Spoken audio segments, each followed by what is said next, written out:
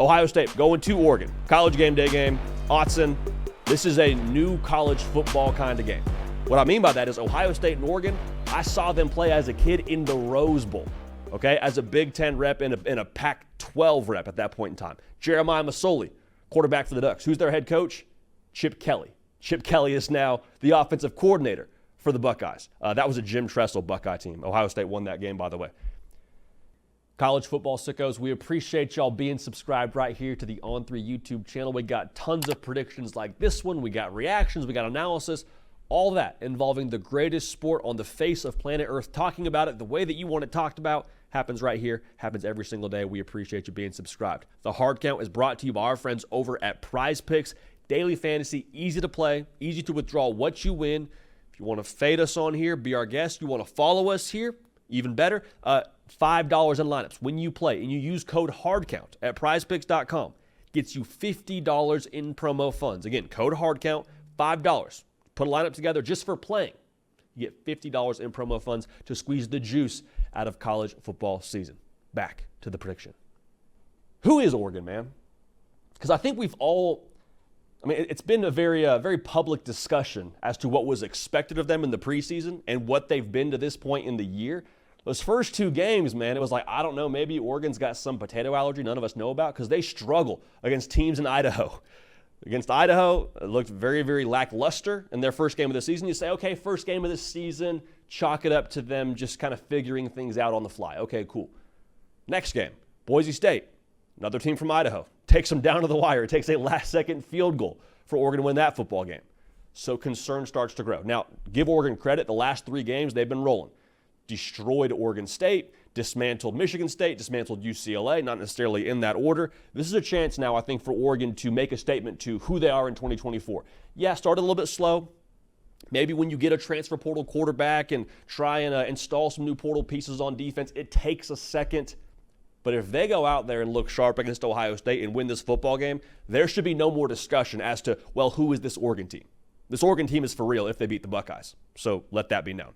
For Ohio State, man, it seems like every single year it's this build-up to the Michigan game. That Michigan game, I don't want to speak too authoritatively just yet because we'll see what Michigan is at the end of the year. Probably not going to have the same juice as they've had the last couple of years being the Big Ten champions.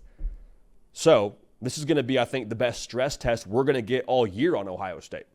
And not to say anything less of the Big Ten, but this will be the game that we try and judge Ohio State by going forward. This is the litmus test. And they've been, I want to say, a little bit more tested when it comes to competition they've played. Not necessarily overall. I would say they have a better opponent on their schedule than Oregon does. I think Iowa's a better football team than maybe that box score gave credit for. But Ohio State handled business against Iowa. If that was the dress rehearsal for the Oregon game, Ohio State looks ready to roll and firing on all cylinders. So what's going to determine this game, man? I think for Ohio State, a big part of this is how much they can force the Oregon defense to commit extra resources to stopping the run.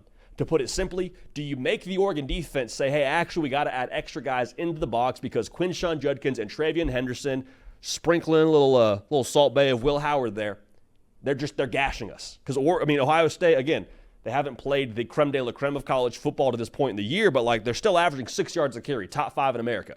I don't care who you're playing against, 6 yards a carry, especially with Iowa factored into your schedule. It's pretty good. So if you force Oregon to add extra pieces in to stop the run, well, here's the reality. You have an Avenger on the perimeter in Jeremiah Smith. I don't care how old he is. You got Emeka Egbuka, who had 3 touchdowns against Iowa and is a 1,000-yard receiver in his own right, to where if you give them a matchup, I think that favors Ohio State. Now, the Oregon secondary is solid. They've been one of the best teams in America in terms of yards per pass allowed. They're top 10 in that category. But again, I think the Monstars that Ohio State has, you give them one-on-one with a little less attention because they're trying to stop the run, it's going to favor Ohio State. Now, for Oregon, it's all about their offense running in rhythm. What does that mean? Will Stein, I thought it was really insightful. The commentators on the Michigan State-Oregon broadcast talked a lot about 2.5 seconds is the shot clock in which they want Dillon Gabriel to catch the snap and get the football out to a playmaker, all right? They want this thing humming. So what that means is if the ball is getting out quickly, that's going to minimize the impact the Ohio State defensive line is able to have, right? Because we talk about some of the top defenses in America. Ohio State is in that conversation, if not the first team you mentioned in that conversation. But JT Tuimoloau and Jack Sawyer are not able to have their say in this game if Dillon Gabriel is catch, rock, throw, balls out to Tez Johnson, ball is out to Evan Stewart. And so this whole deal with Oregon running in rhythm and being on time, what they're really trying to do is get playmakers in space, okay? Because Tez Johnson, man, he is, one of the most dynamic playmakers in America with the ball in his hands. And Oregon knows that. There's a reason why they force-feed him the football. There's a reason they want to get him double-digit catches. They've done a good job of doing that throughout the course of this season. Getting the ball to their playmakers in space is a win for Oregon. Get it out to those guys. Let them cook. Let them be special. Take the pressure off of our offensive line. Now, the offensive line for Oregon, I think in tandem with Dillon Gabriel, has progressed so far throughout the course of this season. Looked like they were sorting out the pressures a lot better against Michigan State. The numbers indicate that as well. Since those first 2 games of the season, where Dillon Gabriel was sacked a total of 7 times through those first 2 games, they have allowed 0 sacks. So Dillon Gabriel, I think, is more in rhythm. I think the offensive line is seeing it better. I think they have a better combination of what they want up front in terms of the personnel. So starting to catch their stride. If that can happen for Oregon, if they can be in rhythm, they're going to have a chance against this Ohio State defense. Now, what I think we'll see, though, between both these outfits, both these teams get the schedule before the season. Both these teams know that Oregon was coming up October 12th and Ohio State was coming up October 12th. They both have saved a bit, I have to believe. I think we see both sides go much deeper in their bag when it comes to a gameplay perspective. Like Ohio State's defense, Jim Knowles is the mad scientist of defensive coordinators in the sport. Like, he is known for being a rule breaker when it comes to what quarterbacks are looking at from a picture perspective. He is known to bring exotic pressures. He is known to have funky looks from a structures perspective. Like, that's who Jim Knowles is. Looking at what they were against Iowa, and not saying Iowa's a world beater offensively at this point in time, they have been pretty vanilla to this point. And I think because Ohio State knows they can be vanilla and still beat you man-to-man, their personnel is better than your personnel, I think they've been able to kind of hold their cards pretty close to the vest. I expect them to show some stunts on the defensive line. I expect them to bring pressure from levels we haven't seen just yet. I think they're going to have a few more things up their sleeve for this game specifically for an Oregon outfit that early in the year, like we mentioned, struggled to protect Dillon Gabriel. And Dillon Gabriel, just to be fair, still it looks like getting all the way up to speed in this offense. Now, offensively for Ohio State, talking about going deeper in the bag, all we heard all offseason long during spring football, hey, they're going to be more versatile in the run game. Hey, expect a little bit more of a diverse run scheme, whether it be zone or power or quarterback run. Like, they're going to be a lot more like those old Oregon teams used to be with Chip Kelly. Again, I think they've saved a lot. I think so far Ohio State's been content just to go inside zone right, power left, quarterback run here and there a little bit more against Iowa. But for the most part, man, Ohio State has just been good enough to hand the ball to their 2 RB1s and been more than fine to gash you that way. In this spot now, I expect some pre-snap movement. I expect some 2-back sets. The key part here, I expect a lot more Will Howard in the run game. One, because I don't think you've seen it for a reason. He had 10 carries against Iowa. I think there's a reason for that. I think they were trying to maybe ramp that up a little bit more so it wasn't where they got to Autzen and just started calling it for the first time in that game. Expect Will Howard to factor in. 1, it gives you an extra blocker in the run game. 2, it just continues to command that attention we talked about that Ohio State's going to try to command from the Oregon second and third level. If you got to add guys into the box, advantage Ohio State's wide receiving core every single time. Now, we talk about Oregon and what they want to do in terms of getting more in the bag. I really think it's going to be a lot of misdirection from them, especially offensively. And this isn't necessarily new for Oregon, but I don't think it's something we've seen as much of just yet to this point, or not to the degree we're going to see against Ohio State. Oregon understands what Ohio State's defense is at the second and third level. To put it simply, they know it's a fast defense. They know they got a bunch of NFL players on that side of the football wearing scarlet and gray, okay? So how do you take advantage of team speed? You get it flowing one direction and then go the opposite direction. That's a little bit too simply put. To put it simply, I think there'll be a little bit more of an outside-in kind of attack. Like, I think you'll see Dillon Gabriel put the ball in the perimeter early.